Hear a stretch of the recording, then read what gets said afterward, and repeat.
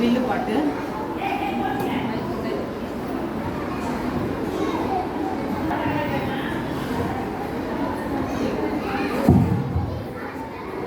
தங்கணும் என்று சொல்லியே ஆமா வில்லி பாட, ஆமா வில்லி பாட வந்தரு பாட்டாமி மகளே. வந்தன மாமா வந்தனோ வந்த சனமெல்லாம் குந்தனோ, வந்தன மாமா குந்தனோ வந்த சனமெல்லாம் குந்தனோ. அருமையான அம்மா மாரே ஐயா பாரே, ஆட்சி சேற்று குழந்தைகளே பெரியோரே சிறியோரே. வந்தனமம்மா வந்தனம்மா வந்த சனமெல்லாம் குந்தனோ, வந்தனமம்மா வந்தனம்மா வந்த சனமெல்லாம் குந்தனோ. அருமையான ஐயா மாரே அம்மா மாரே குழந்தைகளே பெரியோரே சிறியோரே. எல்லாருக்கும் வணக்கங்க. நல்லா சொல்லுங்க. இப்போ நம்ம எதற்காக இங்க கூடி இருக்கோம் தெரியுமா? என்ன நாள் தெரியுமா? என்ன நாள் சொல்லுங்க. இன்றைக்கு 150 மணி நேர தொல்காப்பிய பல்சுவை சாதனை நிகழ்வுக்காக நாம இங்க கூடி இருக்கோம். இதுல இணைஞ்சிருக்கிறது யாரெல்லாம் தெரியுமா? வையை தமிழ் சங்கம் மற்றும் வேலூர் முத்தமிழ் சங்கம், இன்னும் கோபி அறிவியல் கலைக்கல்லூரி, இன்னும் ஆல் இந்தியா வேர்ல்ட் ரெக்கார்ட்ஸ், அது மாத்திரமல்ல விழுப்புரத்திலிருந்து செம்மொழி தமிழ்ச்சங்கமும் இணைந்திருக்கிறாங்க.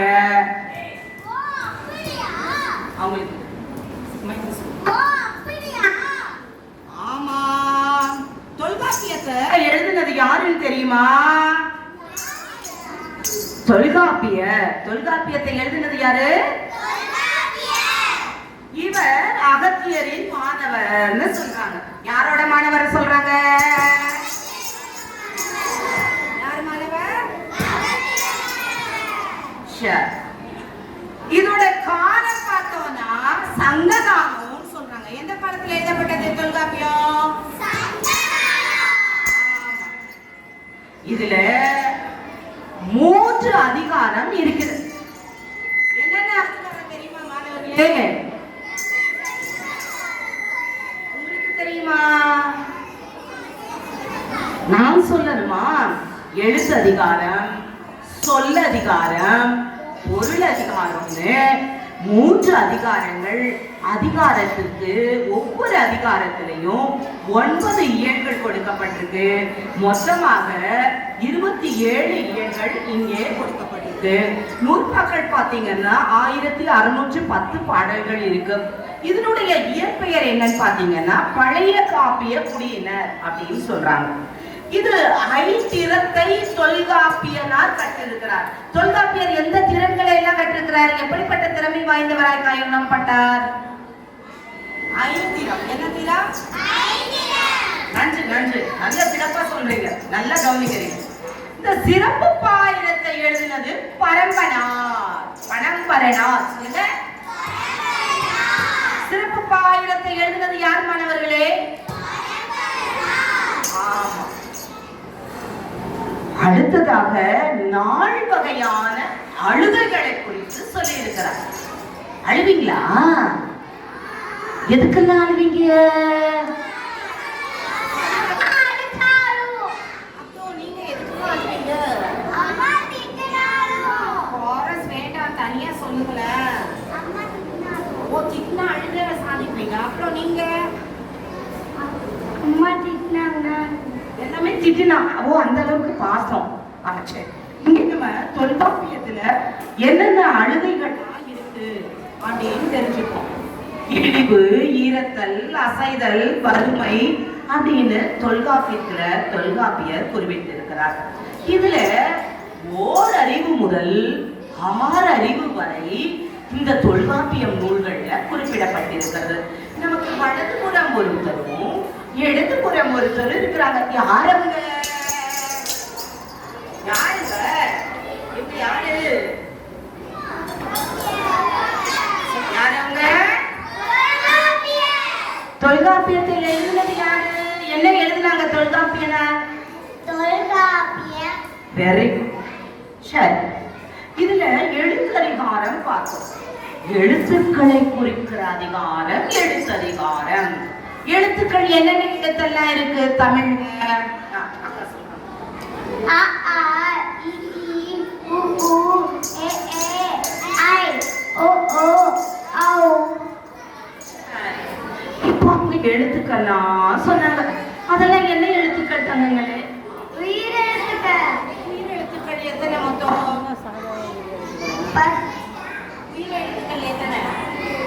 உயிரெழுத்துக்கள் 12. 12 எழுத்துக்கள்.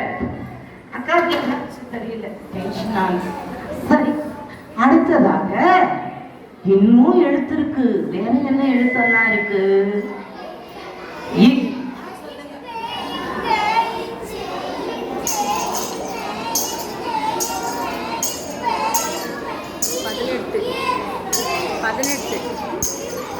மெய்யெழுத்துக்கள் 18.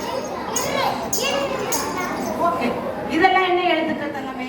மெய்யெழுத்துக்கள். இதெல்லாம் என்ன எழுத்துக்கள்? எழுத்துக்கள் எத்தனை? 18. சரி, ரொம்ப அலர்ட் ஆயிட்டாங்க.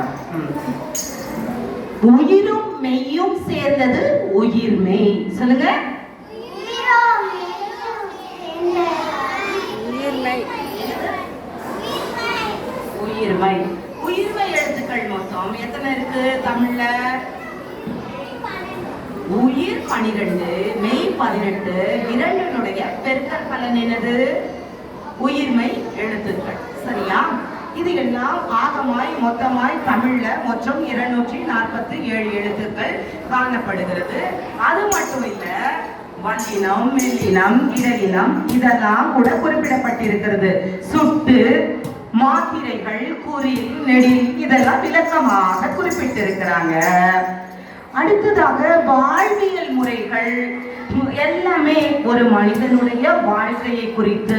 நீங்க வகுப்புல என்னென்ன பாடங்கள்லாம் படிக்கிறீங்க? என்னென்ன பாடங்கள் படிக்கிறீங்க? தமிழ், இங்கிலீஷ் சொல்லலாம்.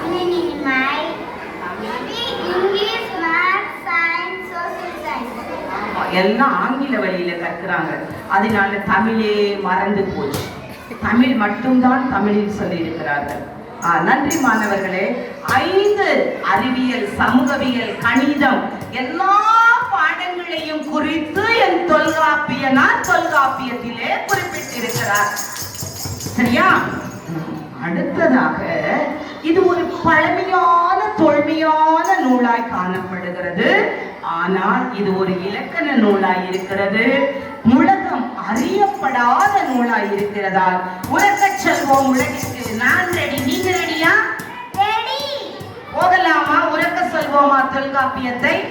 உலக செல்வோம். நம்ம நாடும் வீடும் வலம் வர உலகச் செல்வோம் உலகிற்கு. கற்றது கைமண் அளவு, கல்லாதது உலகளவு. நன்றி கூறி விடைபெறுகிறேன். நன்றி, வணக்கம். வாழ்க தொல்காப்பியர், வளர்க தொல்காப்பியத்தின் புகழ் ஓங்குக. நன்றி, வணக்கம்.